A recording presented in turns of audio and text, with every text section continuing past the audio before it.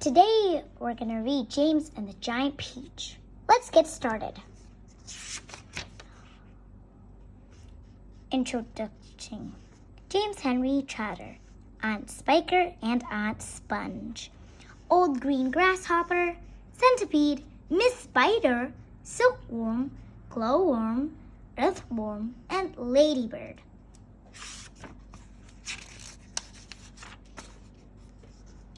One. Until he was 4 years old, James Henry Trotter had a happy life. He lived peacefully with his mother and father in a beautiful house beside the sea. There were always plenty of other children for him to play with, and there was the sandy beach for him to run about on, and ocean to battle in.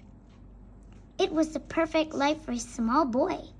Then, one day, James' mother and father went to London to do some shopping, and there a terrible thing happened.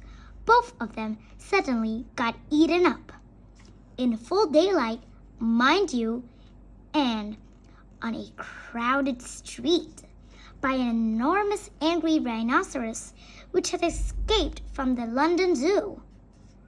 Now, this, as you can well imagine, was a rather nasty experience for two such gentle parents.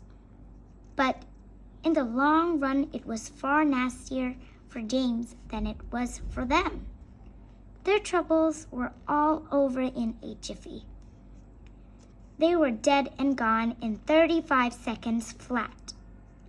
Poor James, on the other hand, was still very much alive, and all at once he found himself alone and frightened in a vast, unfriendly world.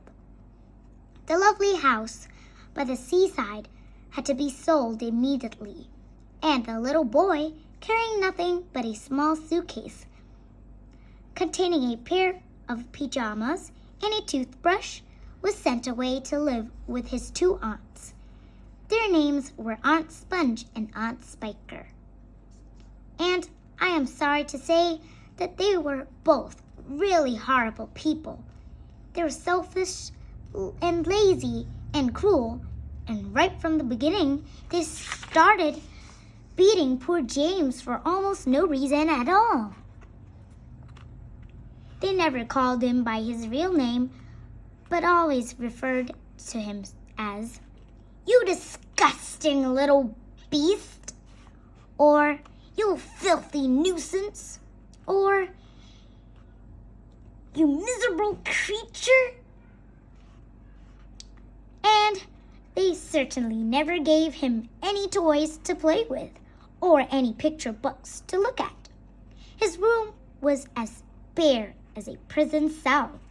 They lived, Aunt Sponge, Aunt Spiker, and now James as well, in a queer, ramshackle house on the top of a high hill in the south of England.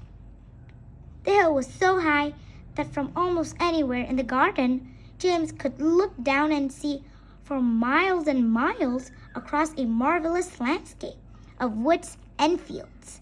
And one very clear day, if he looked in the right direction, he could see a tiny gray dot far away on the horizon, which was the house that he used to live in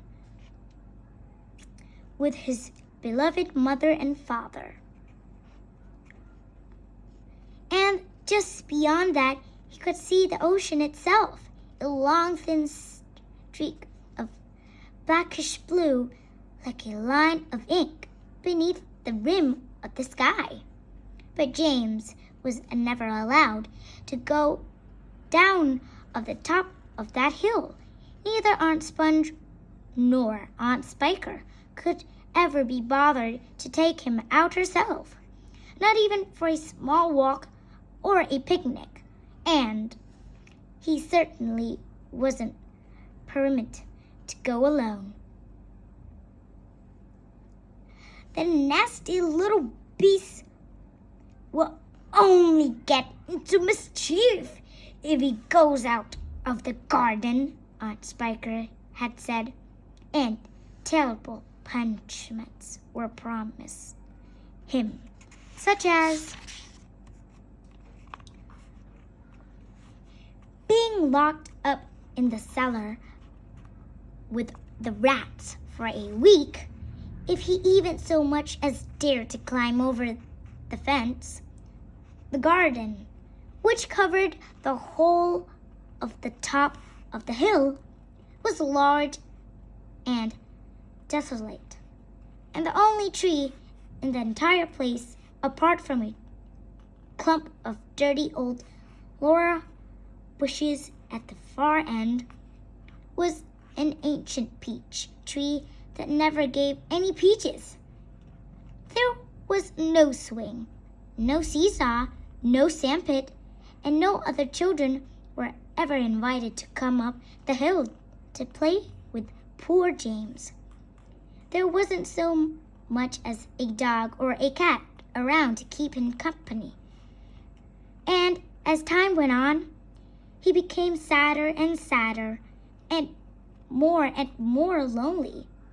And he used to spend hours every day standing at the bottom of the garden, gazing wistfully at the lovely but forbidden world of woods and fields and ocean that was spread out below him like a magic carpet.